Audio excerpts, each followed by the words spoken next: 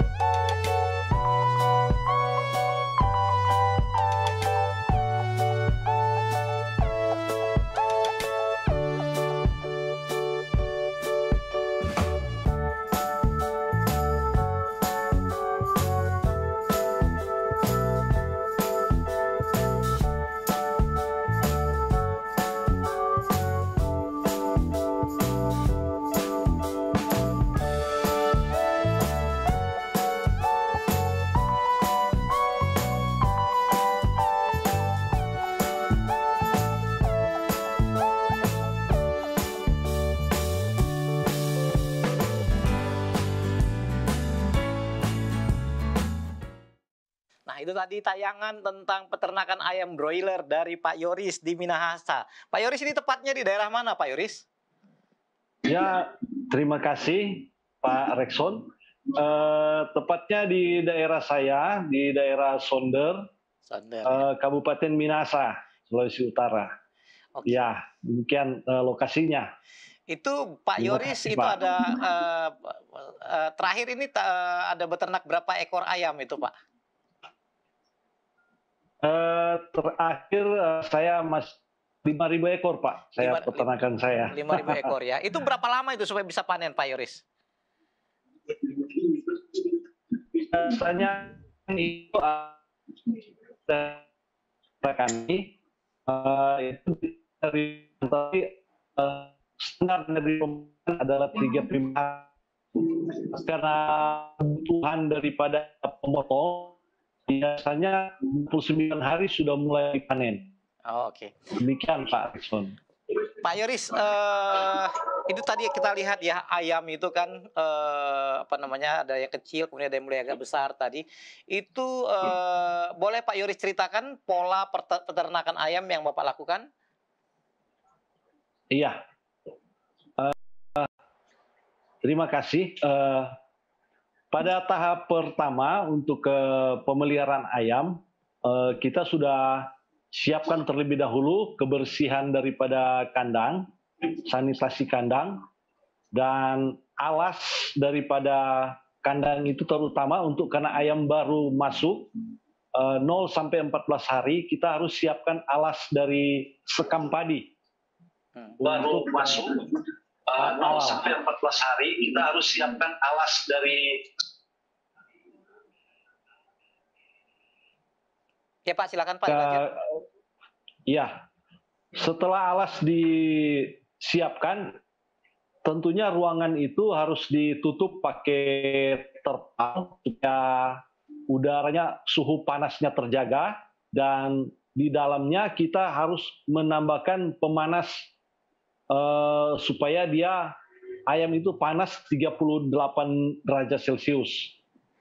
Nah, kita pakai termometer di dalamnya, kita pakai pemanas 0 sampai 14 hari untuk menjaga suhu tubuh dan perkembangan dari tubuh daripada ayam itu sendiri.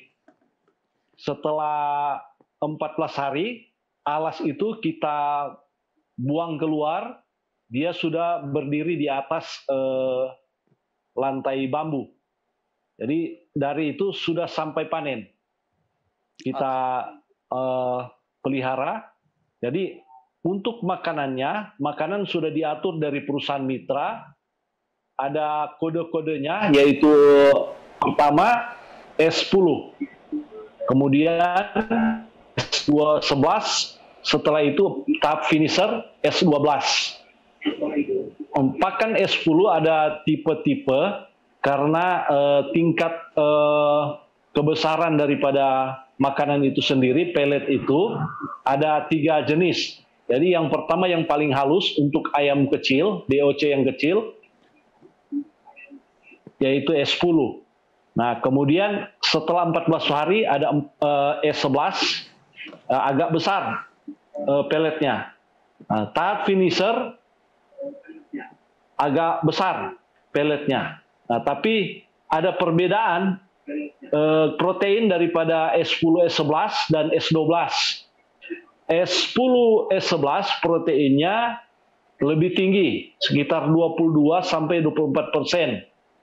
Sedangkan S12 tahap finisher proteinnya hanya 19%. Nah, itu perbedaannya. Nah, demikian dulu Pak Rekson. Baik Terima Pak Yoris, kasih. terima kasih. Pemirsa, Pak Yoris ini merupakan peternak ayam yang menjalin kemitraan dengan salah satu perusahaan peternakan di Indonesia. Boleh disebut Pak namanya? Perusahaan apa Pak? Ya, perusahaan kami perusahaan dari Pokpan. Pokpan ya. Dan Pokpan. ya. Oke, Pak Yoris, ini mungkin menarik ya. Bapak ini melakukan peternakan ayam dengan pola kemitraan dengan perusahaan ya. Itu berarti bagaimana polanya Pak? Apakah itu seluruh biaya ditanggung oleh perusahaan? Apakah lalu bagaimana hitung-hitungannya Pak?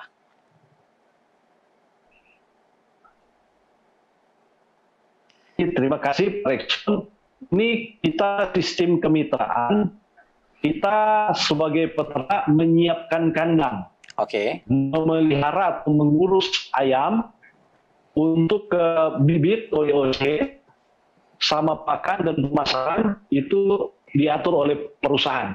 Demikian Pak Rekson. Jadi semua makanan apa saja Pak yang telah disiapkan oleh perusahaan mitra ini Pak? Makanan yang disiapkan oleh perusahaan mitra, bibit sama pakan, sama pemasaran. Terus ada vitamin-vitamin, tetapi kita tidak memakai full karena kita menggunakan jamu-jamuan sebagai tambahan supaya ayam lebih sehat dan makannya banyak. Dengan demikian pertumbuhan lebih baik. Jadi terima kasih Pak Reza. Yang ditanggung oleh mitra peternak seperti Pak Yoris ini apa Pak? Yang kami tanggung adalah pembuatan kandang, Kandang. terus istilah kami anak kandang, yaitu yang bekerja Oke. untuk membantu kami dalam pemeliharaan. Itu yang kami tanggung. Dan juga skamnya kami siapkan sendiri. Listrik, air kami siapkan. Listrik, Terima air, kasih, Pak. kandang, dan tenaga kerja ya Pak Yoris ya. Tenaga kerja, ya. Baik, Pak Yoris, kalau boleh tahu, kira-kira bagaimana pembagian hasilnya, Pak Yoris? Bapak kan jual ini ke perusahaan mitra, lalu kemudian tadi mereka semua tanggung biaya, ada mulai dari DOC sampai kemudian makanan dan obat-obatan dan seterusnya. Lalu Bapak kembali jual kepada perusahaan mitra. Lalu harga bagaimana, Pak? Pembagian pendapatannya bagaimana itu, Pak? Penghasilan. Harganya setelah kita timbang keseluruhan ayam berapa kilo, terus ada harga kontrak, nanti kita potong harga DOC, harga pakan. Itu saja. Selisihnya buat kami peternak. Oh, oke. Jadi itu berarti bahwa kita ini menarik sekali pemirsa. Itu berarti dengan perusahaan mitra ini setelah ditentukan di set di awal berapa harga dari panen dari ayam ini, Pak ya? Ya. Apakah harga itu bisa turun naik, Pak? Kami punya harga kontrak tersendiri dengan perusahaan. Ya. Tapi punya rate-nya untuk kalau 2 kg up ada harga tersendiri. Kalau 1,4 sampai 1,5 kg ada harga tersendiri. Itu sudah diatur oleh perusahaan rate-nya. Itu berapa lama kontraknya, itu berapa lama, Pak, biasanya? Setahun atau per bulanan atau bagaimana? Setahun biasanya, Pak. Kita ada kontrak baru karena mungkin menyesuaikan dengan harga pakan, karena ada bahan-bahan pakan yang mungkin impor, menyesuaikan dengan harga dolar. Oke. Demikian, Pak. Jadi dalam hal ini berarti apakah tidak terlalu terjadi fluktuasi harga, Pak ya? Jadi, nah, kalau dengan pola yang demikian, Pak Yoris, apakah ini dapat menguntungkan Pak Yoris? Bisa kasih gambaran kepada pemirsa kira-kira dari 5.000 yang tadi berapa yang Pak Yoris dapat kira-kira? Karena kita bicara tentang di sini, apakah ini menarik ini pola kemitraan pola peternakan broiler dengan pola kemitraan dengan perusahaan mitra. Ini bagaimana Pak Yoris? Hitung-hitungannya kira-kira dari 5.000 DOC tadi itu kira-kira Pak Yoris dapat berapa itunya? Dari pengalaman kami rata-rata yang kami dapat Rp3.000 per kilo. Kalau kita punya 5.000 ekor, kita bisa kalikan Rp3.000 kali 5.000 ekor. Tapi kalau pemeliharaan bagus, paling top itu Rp5.000 per ekor kali 5.000 ekor. Nah, seperti itu Pak keuntungan kami. Oke, berarti sekitar 15 juta ya. 15 juta dari 5.000 ya. Untuk 30 berapa hari Pak tadi? 35 hari, Pak. 35 hari masa panen. Nah, 35 hari. Apakah tadi margin atau keuntungan kotor seperti yang tadi itu cukup untuk membiayai tenaga kerja dan biaya yang Bapak tanggung, Pak? Cukup, Pak. Cukup, Pak. Ya? Kita sekali untuk biaya operasional itu sekali panen 5 jutaan itu 5 sudah jutaan, ya? Sudah bisa itu operasional. Oke, berarti kita bisa dapat sekitar 10 juta ya Pak dalam sebulan juta. Ya. Untuk 5.000 DOC ya Pak ya. Ini sebelum kita ke narasumber praktisi kita, itu biasanya Pak tingkat mortality rate-nya itu kira-kira dia dari 5.000 tadi itu berapa persen, berapa banyak yang mati dan kira-kira berapa banyak yang bisa bertahan itu Pak sampai nanti kemudian panen itu Pak? Dari pengalaman kami, 10 sampai 3% Pak untuk tingkat mortalitasnya. Oke. Begitu Pak. Baik. Dari 5.000 ekor. Pemirsa, menarik sekali perbincangan kita dengan Pak Yoris malam hari ini. Jika ada pertanyaan yang hendak ditanyakan kepada para narasumber kita di sini, boleh ditanyakan melalui WhatsApp atau yang tertera di layar saudara, atau boleh juga melalui Facebook atau YouTube atau media lain yang saudara gunakan untuk tersambung dalam program ini. Namun saya ingin kembali berdiskusi dengan Pak John Lee nih, Pak John Lee ya. Pak John Lee, kalau Bapak lihat tadi, Pak John Lee ini pemirsa adalah akademisi di bidang kewirausahaan pertanian dan peternakan dari Universitas Papua. Dengan pola kemitraan yang tadi telah disampaikan oleh Pak Yoris, Bapak ada komentar nggak Pak? Kira-kira bagaimana Pak? Bapak melihat apakah ini menguntungkan peternak atau bagaimana Pak? Ya, memang dalam berbisnis di bidang peternakan, kalau kita mengelola sendiri banyak risikonya. Salah satu risiko yang seringkali dialami oleh peternak adalah dia kalah bersaing karena bargaining position-nya itu sangat lemah dibandingkan dengan pengusaha-pengusaha besar. Nah, Pak Yoris ini dengan cara bermitra itu sudah sangat bagus. Jadi sebetulnya Pak Yoris ini tinggal menerima keuntungannya saja. Semua sudah dihandle oleh Carun Pokpan, mulai dari bibit, kemudian obat, vitamin, ya, kemudian pakan. Dan Pak Yoris dengan teman-teman hanya memelihara saja, kemudian menunggu waktu panen.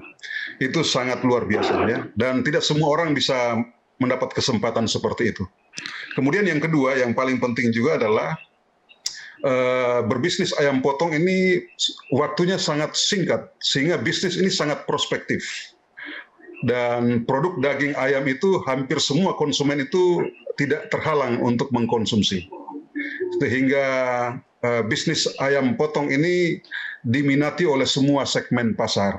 Makanya tadi Pak Yoris pada waktu menyampaikan produk-produk yang berbeda-beda, saya sudah bisa tangkap. Kalau misalnya umur 29 hari sampai dengan 33 hari, itu berarti sasaran pasarnya adalah rumah makan yang menyediakan lalapan. Karena satu ekor itu dia hanya membagi 4 saja itu. Dada 2, kemudian paha 2. Lalu segmen pasar yang berikut yang Pak Yori sampaikan tadi, sebetulnya itu konsumen rumah makan, restoran, dan hotel yang bobot badannya sudah mencapai 1,4 sampai dengan 1,6 kilogram. Nah, lalu yang 2 kilogram up itu yang disampaikan Pak Yoris tadi, itu sudah pasti pedagang-pedagang sate. Tetapi peminat untuk ayam yang sudah 40 hari umurnya itu tidak banyak. Sementara kalau kita tahan ayam itu sampai umur 40 hari, banyak sekali kerugiannya karena makin banyak pakan yang dia akan konsumsi. Sehingga yang paling tepat adalah kalau kita mau supaya margin kita menjadi besar, terutama keuntungan kita bisa menjadi besar, kita upayakan kalau bisa pemasaran ayam itu secepat mungkin. Pada saat ayam sudah mencapai 28 hari sampai dengan 33 atau 34 hari, ya kandang sudah harus kosong. Dan keuntungannya akan menjadi lebih besar. Saya punya pengalaman Pak Rekson, dalam memelihara ayam waktu lalu itu, sebetulnya dalam 1.000 ekor itu kita sudah bisa dapat keuntungan yang sangat luar biasa. Jadi misalnya kalau harga broiler waktu itu, satu kotak itu 1.500.000, itu artinya satu ekor itu 15.000. Kemudian harga pakan 550.000 per sak, atau ayam bisa mengkonsumsi sebanyak 11.000 per ekor, 11.000 rupiah per ekor. Lalu harga obat dan vaksin katakanlah untuk satu kotak itu sekitar 5.000 per ekor. Biaya air dan listrik itu sebesar 1.000 per ekor. Kemudian tenaga kerja 2.000 per ekor. Biaya lain-lain termasuk pemasaran sekitar 1.000 per ekor. Maka biaya yang kita keluarkan untuk satu ekor itu 35.000 rupiah. Kalau kita hitung per unit per ekor. Sehingga kalau kita menjualnya sebesar 45.000 rupiah, kita sudah dapat keuntungan kotor sebesar 10.000 per ekor. Jadi sudah bisa bayangkan Pak Yoris ini kalau dia punya 5.000 itu, saya yakin bukan hanya 3.000 dia untung. Kalau dia jual itu dalam umur 29 hari sampai 33 hari, saya hitungannya keuntungannya sudah bisa mencapai 7.000 per ekor. Baik. Nah, Terima Saya kira kasih. seperti itu. Terima kasih Pak John Lee. Sebelum kita ke Prof Salam ya, tapi kita ingin bertanya dulu ke Pak Yoris. Pak Yoris, selama 1 bulan tersebut, tadi Bapak telah jelaskan Ya. prosesnya ya. Nah, kira-kira ini ayam kan rentan ini dengan penyakit Pak Yoris. Itu masalah-masalah apa yang Bapak sering hadapi? Mungkin nanti Prof Salam akan bisa bantu Pak Yoris juga untuk memberikan advice bagaimana tentang masukan-masukan untuk peternakan Pak Yoris. Masalah apa? Penyakit ya. Itu penyakit apa yang paling banyak Bapak hadapin? Tadi katanya ada mortality rate yang cukup yang dapat terjadi ya. Kira-kira apa masalah-masalah apa yang Bapak sering hadapi dalam peternakan ayam ini, Pak? Terima kasih. Yang terutama mortalitas itu terjadi paling awal itu DOC-nya. Apabila dia DOC-nya kurang baik, maka dia rentan sekali untuk mati. Posisi DOC-nya Dia istilah kami adalah afkir. Nah, itu yang pertama. Kemudian mortalitas kedua yaitu ada hama seperti kucing dan tikus. Itu seringkali kalau kita sudah istirahat, kucing sama tikus sering menyelinap untuk memangsa DOC. Dan kemudian ketiga, penyakit itu yang sering terjadi adalah snot. Snot kan karena mungkin panas daripada temperatur itu kurang baik. Nah, itu kadang-kala kita sudah kecapean tidur, kita sudah kurang kontrol untuk panas daripada suhu daripada pemanas daripada ayam tersebut. Nah, itu yang sering menyebabkan terjadi kematian atau mortalitas. Terima kasih Pak Rex. Terima kasih Pak Yoris. Nah, ini Prof Salam nih. Ini Pak Yoris ini tadi sebutkan ada beberapa masalah yang dihadapi dalam peternakan sehingga menyebabkan beberapa ayam mati. Termasuk yang paling sering itu di waktu ayamnya masih kecil Pak Yoris ya, DOC ya. Ya, betul Pak. Mungkin bisa Prof Salam bisa bantu Pak Yoris ini apa yang harus beliau lakukan untuk mengurangi tingkat kematian ayam ini, Bu? Bisa di-unmute, Prof? Masih belum kedengaran? Sebetulnya kematian yang terjadi di peternakan Pak Yoris sampai 3% itu udah cukup masih bagus. Termasuk masih bagus itu Pak Yoris, Pak Rickson. Itu masih termasuk masih wajar ya? Wajar lah. Belum sampai mengurangi keuntungan. Jadi itu masih cukup bagus. Berarti pembelian dari mulai DOC dan biasanya, nah inilah keuntungannya bekerja dengan mitra. Biasanya apalagi mitra kita adalah perusahaan besar, udah pasti mereka akan memberikan bibit yang bagus. Nah, jadi mungkin di awal-awal pemeliharaan begitu masuk kandang itulah sangat kritis di masa umur 1 sampai 7 hari itu lampu betul-betul jangan sampai ada yang turun temperaturnya. Nah, dari situ kita bisa lihat kok dari jauh apakah suhu yang pada kandang itu sudah mencukupi atau tidak. Lihat saja kalau ayam semua berkerumun ke sumber panas, berarti itu panasnya kurang.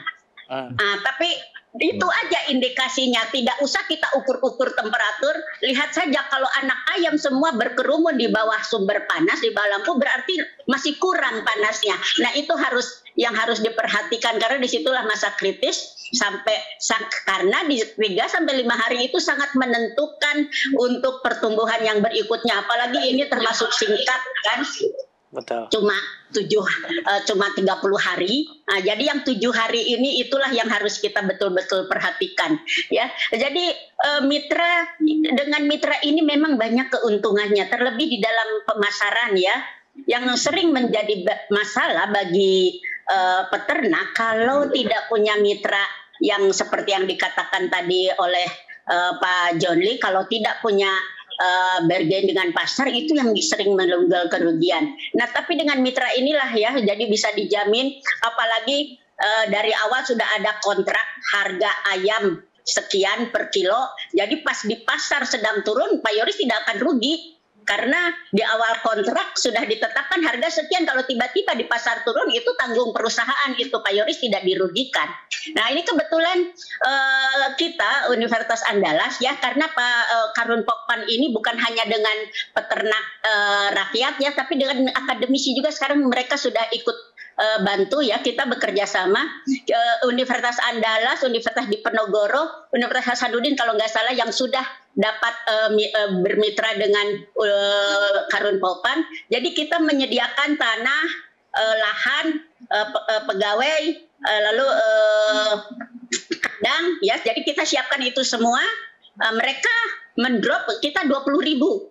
Kita 20 dan close house ya. Jadi betul-betul tertutup, terjaga dari segala perubahan tematur dan memang menjanjikan, sehingga tapi itu masuk jadi karena ini bekerja samanya dengan universitas, jadi bukan keuntungan untuk fakultas semuanya, kita cuma dapat berapa dari universitas, tapi ini cukup untuk membantu penelitian mahasiswa.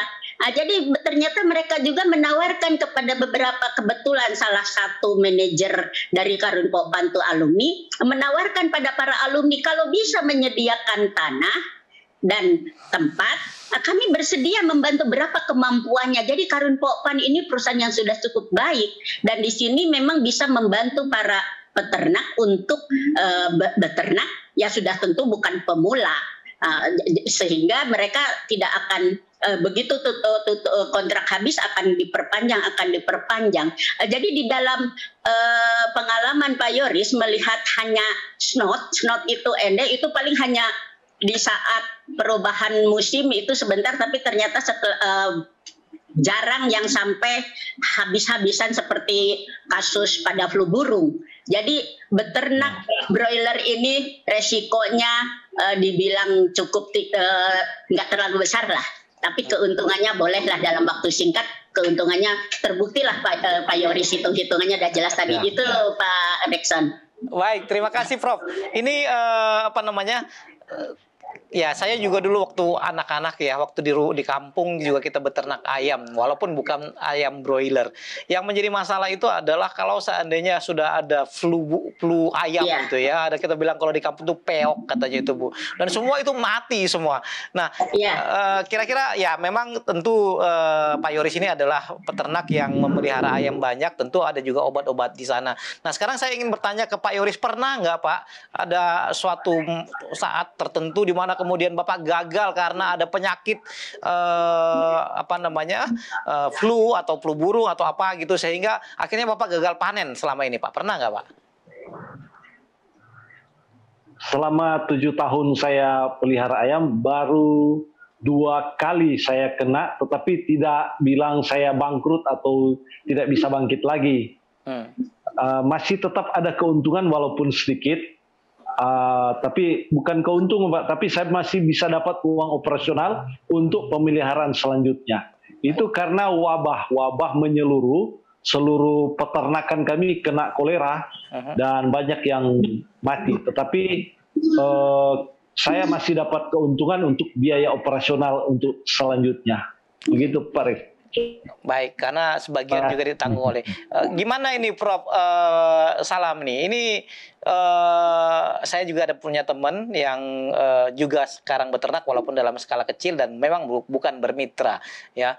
Dia menceritakan bahwa ayamnya banyak yang mati, khususnya ketika musim hujan itu. Jadi dia ada flu-nya, kemudian ini dan mati, banyak yang mati.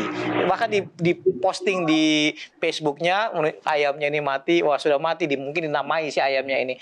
Nah ini Bu, kira-kira mungkin ya nggak semua petani Indonesia, ada yang kemudian nanti tentu kita akan ajak untuk bermitra, tapi ada juga masyarakat Indonesia yang juga memelihara ayam tetapi secara tradisional dan mandiri ya. Dan mandiri gitu. Nah apa nasihat Ibu agar kiranya peternak-peternak ayam ini bisa memelihara ayamnya untuk menghindari penyakit-penyakit yang tadi mematikan itu Bu?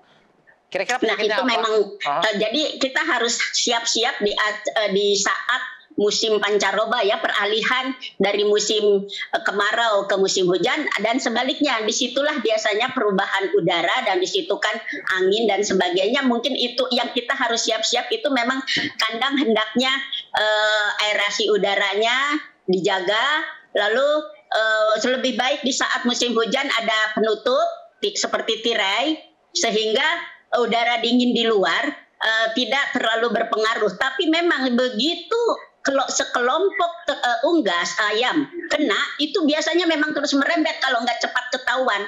Jadi disitulah pengamatan kita untuk melihat begitu yang muyung-muyung, yang layu-layu cepat kita tarik, kita pisahkan. Jadi hanya itu Pak Rekson. Karena kalau udah namanya penyakit yang sudah menyebar merata itu memang udah sulit kita menghindarinya. Kita boleh tanya ke Pak John Lee yang memang beliau ikut pernah bermain dengan broiler ini, apakah pernah punya pengalaman dengan penyakit yang sampai menyebar dan susah diatasi? Kita dengar dari Pak John Lee sebagai praktisi langsung. Iya, bagaimana Pak John Lee? Ya, sebetulnya kalau ayam broiler, ayam kampung penyakitnya sama. Jadi ada yang namanya penyakit berak hijau atau flow cholera, itu disebabkan oleh bakteri Salmonella. Kemudian ada penyakit berak kapur, disebabkan oleh bakteri Gumbora. Ada penyakit berak darah oleh protozoa, parasit Emeria tenella, ya koksidiosis. Kemudian yang ganas ini adalah virus ND atau yang tadi disebut dengan tetelo. Kalau flu burung ya pernah dulu ya avian influenza. Kemudian penyakit yang juga tidak kalah penting yang kita perlu waspadai adalah parasit cacing. Nah, semua ini bisa diantisipasi dengan cara kandang tidak boleh basah, tidak boleh lembab, tidak boleh berair. Makanya kalau itu untuk kandang terbuka. Kalau misalnya close house itu saya kira sudah tidak ada masalah. Nah, yang paling penting juga adalah kita perlu vaksin ya. Jadi vaksin walaupun hanya 1 kali karena panennya kan 28-29 hari sudah mulai panen. Jadi kita vaksin pada saat DOC berumur 4 hari. Pakai vaksin tetes mata saja, itu cepat saja itu ya, kita vaksin semuanya, dan insya Allah penyakit-penyakit yang kita khawatirkan akan bisa teratasi. Kemudian pakannya sudah bagus, ada vitaminnya, jadi saya kira tidak ada masalah. Tapi kalau toh seandainya terjadi, kita punya obat-obat yang biasa digunakan, antibiotik ya, teramisin, kemudian tetraklor ya, itu banyak di toko pertanian. Tapi kalau Pak Yoris biasa menggunakan jamu, itu yang sangat bagus. Jadi dengan cara memberikan herbal sudah bisa mencegah penyakit dan juga mengatasi penyakit. Demikian Pak Rekson. Asosiasi Jantung Amerika telah mengidentifikasi gula, pemanis, dan minuman sebagai sumber utama gula tambahan dalam makanan orang Amerika yang berkontribusi terhadap pandemik obesitas di negara mereka. Makanan ini juga dihubungkan dengan resistensi insulin, kecacatan fungsi sel B, perut buncit, prekursor sindrom metabolik, dan diabetes tipe 2. Selain itu, studi terbaru menemukan bahwa minuman-minuman ini meningkatkan inflamasi yang berkontribusi terhadap arteriosklerosis, stabilitas plak, trombosis, dan resiko-resiko serangan jantung dan stroke. Itu adalah fakta, tetapi ada pengharapan. Allah memberikan kita sebuah minuman yang sempurna yang tidak menaikkan berat badan atau menyebabkan penyakit kronis. Air. Air tidak memiliki kalori atau zat-zat tambahan, dan air tersedia di mana saja, tidak mahal, dan aman pada umumnya. Jadi, bantulah kesehatan Anda, tuangkan untuk diri Anda sendiri segelas minuman dari Allah yang sempurna. Kita akan lanjutkan perbincangan kita malam hari ini dengan Bapak Yoris di Minahasa, dengan Profesor Salam, akademisi dari Andalas, dan Insinyur Bapak John Lee dari Unipa. Kembali ke Pak Yoris. Pak Yoris, tadi Bapak menyebutkan ada ramuan jamu atau apalah begitu ya, yang Bapak gunakan untuk mengatasi penyakit ayam ya, nggak tahu apa. Boleh di-share Pak, barangkali ini akan berguna bagi masyarakat Indonesia yang banyak melakukan juga peternakan ayam, baik secara hobi ataupun sebagai lahan untuk mencari penghasilan Pak. Baik Pak Rekson, jadi mengenai ramuan herbal ini, dia punya fungsi untuk ketahanan tubuh daripada ayam itu sendiri, kemudian membuat ayam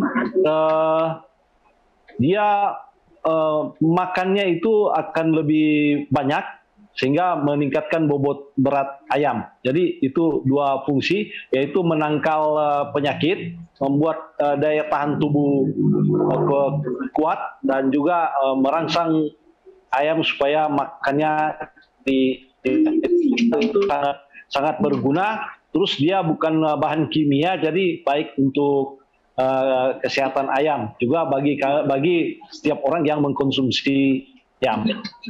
Jadi herbal, bahan-bahan itu terbuat dari temulawak, kunyit, kita tambahkan EM4 untuk fermentasinya, EM4 yang buat peternakan, terus ditambah gula merah dan daun pepaya. Itu yang saya pakai untuk membuat herbal ini. Jadi saya fermentasi selama 1-2 minggu, baru saya gunakan, saya campur air yang di tong yang di kandang, 200 liter, saya pakai 2 liter daripada herbal itu untuk dicampur dan dikasih di air minum. Demikian minum, Pak. Dikasih di air minum. Dikasih di air minum untuk diminum oleh ayam itu, ya, Pak, ya? Betul, Pak. Ayam. Oke, jadi Bapak tadi itu dicampurnya itu bagaimana, Pak? Apa namanya, proses fermentasinya tadi bagaimana, Pak? Itu apa yang Bapak lakukan? Setelah bahan-bahan itu saya campur, saya peram di dalam jerigen selama 1-2 minggu. Oke. Nah, setelah itu saya bisa gunakan. Ada takaran literan, saya taruh di tong, yang sudah ada air saya kocok. Harus saya buka keran untuk aliran pipa air minum. Ya, kebetulan saya pakai air tempat minum dari Nipel. Oke. Demikian Pak Rekson. Prof Salam, ada komentar tentang ramuannya Pak Yoris ini, Prof? Yap, sangat bagus sekali. Sudah mulai dengan menggunakan herbal sehingga efek obat yang kalau diberi antibiotik itu tidak ada lagi. Dan memang sebetulnya sudah ada peraturan ternak ayam yang diberikan antibiotik itu harus diistirahatkan dulu sebelum dipotong semua ternak. Dan ini juga untuk menghilangkan anggapan yang selama ini sampai sekarang masih beredar terus bahwa jangan makan ayam broiler karena mengandung hormon, karena begitu besarnya katanya, padahal tidak ada itu sama sekali. Jadi perlu pemirsa ketahui bahwa ayam broiler ini memang sudah bukan diciptakan, sudah diciptakan istilahnya lewat genetikanya untuk tumbuh besar. Jadi tanpa harus menggunakan hormon, memang dalam waktu 28-30 hari dia sudah pertambahan berat badannya tinggi dibanding ayam kampung, itu sudah genetisnya. Nah, sekarang kalau kita menggunakan hormon itu mahal. Hormon harus import dan inden. Saya sedang mau penelitian, sedang inden nih, perlu hormon nih untuk pertumbuhan. Inden nih, bagaimana peternak mau menggunakan hormon, tidak akan tercover biaya yang untuk hormon yang katanya broiler besar itu karena hormon. Ini sudah bukti nih, Pak Yoris, Pak John Lee sudah bermain dengan unggas. Apa pernah menyuntikkan hormon? Apa pernah memberikan? Nggak ada itu. Jadi ini sampai dan saat ini saya sering menemukan para masyarakat yang menganggap bahwa jangan makan broiler karena banyak hormon. Nggak ada itu. Jadi nggak ada. Memang broiler sudah pertumbuhan berat badannya memang besar, apalagi diberi makanan yang bagus. Sehingga dalam 28 hari sudah bisa panen. Jadi dengan Pak Yoris memulai dengan herbal, dan sekarang memang udah banyak yang menggunakan herbal. Yang paling mudah aja dengan kunyit aja katanya. Mereka cukup dengan kunyit. Jadi itu memang yang terjadi sekarang Pak Rekson, yang bahwa broiler itu aman. Nah, tidak ada hormon, tidak ada antibiotik. Nah, itu yang bisa saya sampaikan Pak Rekson. Baik, terima kasih Pak John Lee. Kira-kira Pak John Lee apakah menggunakan juga ada ramuan-ramuan khusus Pak supaya ayam ini sehat? Pernah lakukan sesuatu Pak? Sampai sekarang untuk ayam kampung yang saya pelihara tetap menggunakan herbal. Jadi temulawak dicampur dengan kunyit, dicampur dengan daun sirih, kemudian sedikit jahe. Kemudian kita rebus, kemudian dikasih minum ke ayam. Betul sekali, Pak Yoris sampaikan tadi. Daya tahan ayam itu lebih kuat, nafsu makannya lebih meningkat sehingga dia mengkonsumsi pakan lebih banyak dan bobot badannya akan cepat sekali untuk meningkat. Saya kira cara seperti ini akan sangat bagus ditiru juga oleh peternak-peternak, terutama peternak-peternak kecil, karena selain biaya murah, tapi juga risiko juga sangat kecil. Baik. Lalu yang berikut yang paling penting juga adalah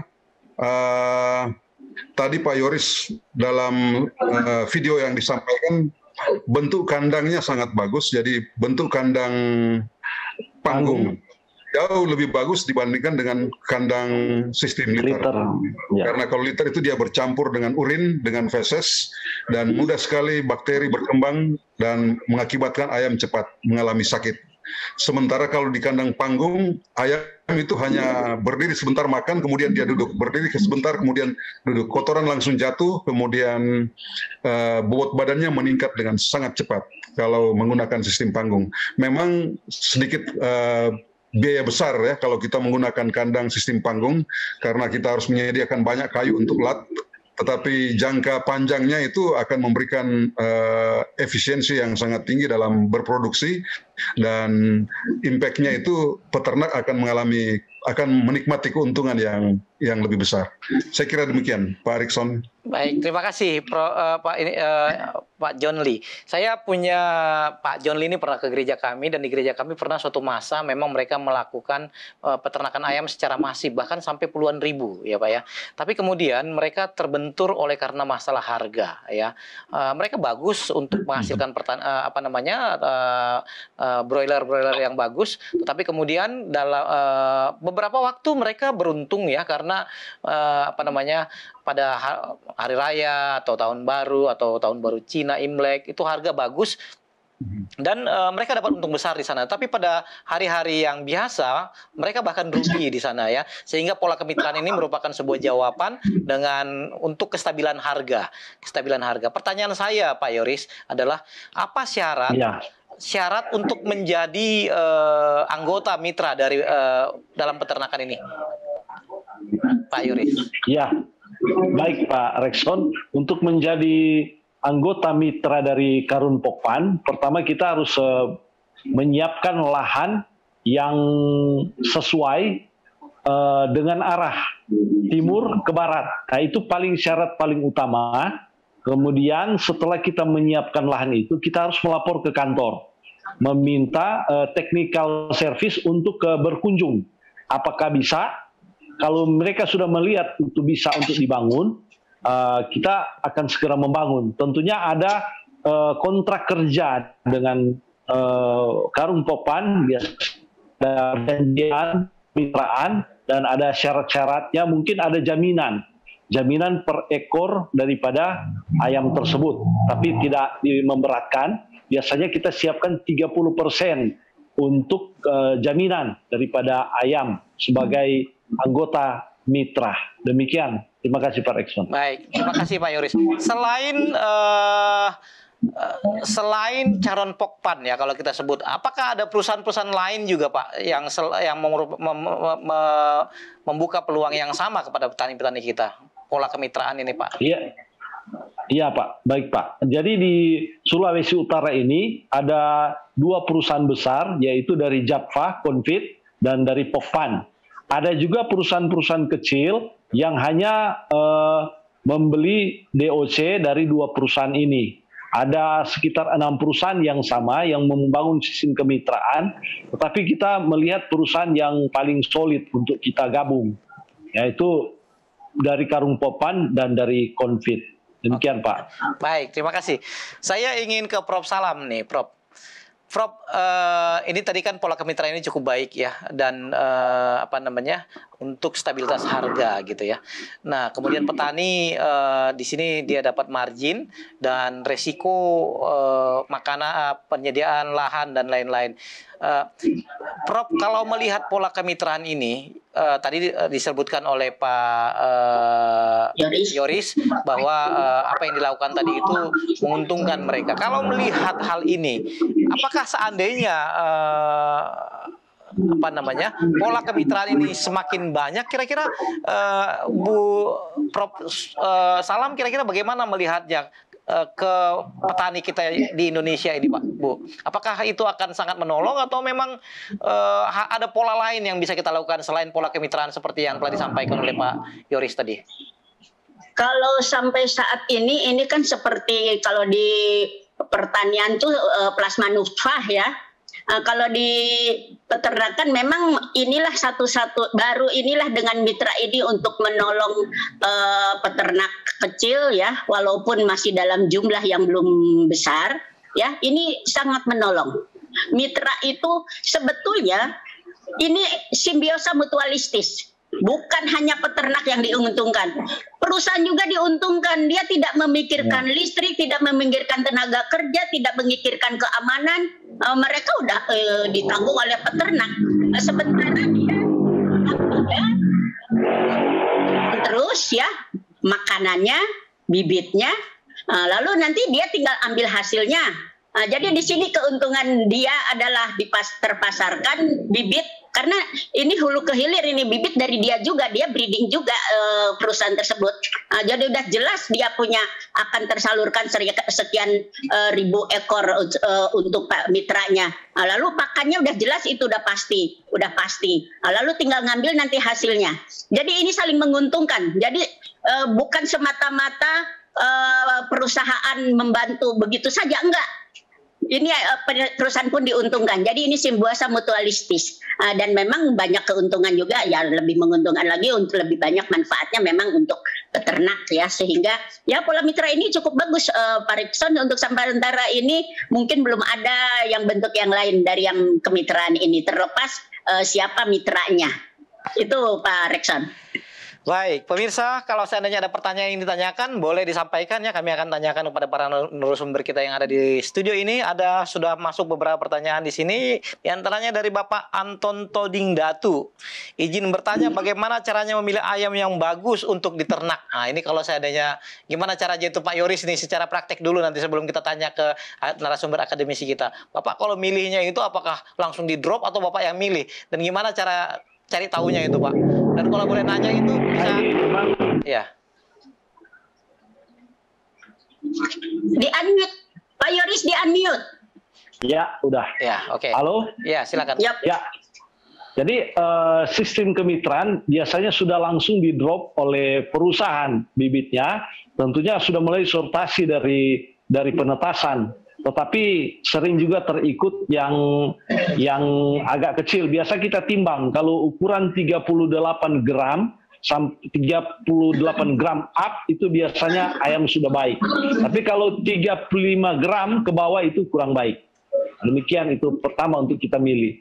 Terima kasih Pak Rikson. Baik Pak John Lee, ada masukan Pak John Lee. Ini kan tadi mereka udah di drop dari perusahaan mitra. Bagaimana kalau kita yang memang masih mandiri nih Pak John Lee? Gimana caranya untuk memilih ayam ini? Ini kan kecil itu. Yang ayam yang bagus, dan kalau boleh tahu juga ayam yang jantan dan betina itu dari DOC itu bisa ketahuan nggak Pak? Karena pada umumnya kan kalau untuk dijual orang milihnya itu yang jantan ya, kecuali untuk menjadi indukan ya. Gimana caranya itu Pak? Bapak bisa kasih tips? Ya, jadi Carun Pokpan ini kan dia juga breeder, jadi penyedia bibit, dan bibit yang mereka siapkan itu adalah final stock atau stok akhir yang memang dipersiapkan untuk menjadi ayam potong yang siap untuk dikonsumsi. Nah, breeder ini dia sudah melakukan sortir atau seleksi untuk yang berkualitas baik dan yang jenis unggul. Lalu yang berikut, yang paling penting adalah ciri-ciri yang kita bisa lihat secara visual adalah bentuk badannya harus bagus, tidak cacat, kemudian tidak kerdil, kemudian mata cerah, kemudian agresif, gesit dan lincah, kemudian yang paling penting adalah memiliki nafsu makan yang tinggi. Ini yang diperlukan. Oleh karena itu, peternak ini harus memiliki keterampilan untuk melakukan seleksi. Dan kalau misalnya peternak pemula, ya datanglah ke Pak Yoris kemudian minta. Dan Pak Yoris juga ini kan belajar dari Carun Pokpan, karena mereka punya technical lapangan. Mereka punya tenaga pendamping yang menguasai aspek teknis termasuk penanganan bibit yang baik sebelum Pak Yoris ini memulai usaha. Dan yang tadi juga sudah disampaikan adalah menyangkut mitra kerja ini dengan Carun Pokpan ini sebetulnya ini juga mengajak petani-petani kecil atau peternak-peternak pemula. Jadi kalau misalnya Pak Yoris ini sudah memulai dengan 5.000 ekor, tapi ada teman-teman yang lain yang saya pikir sudah sampai 20.000 ekor, bahkan sampai 30.000 ekor.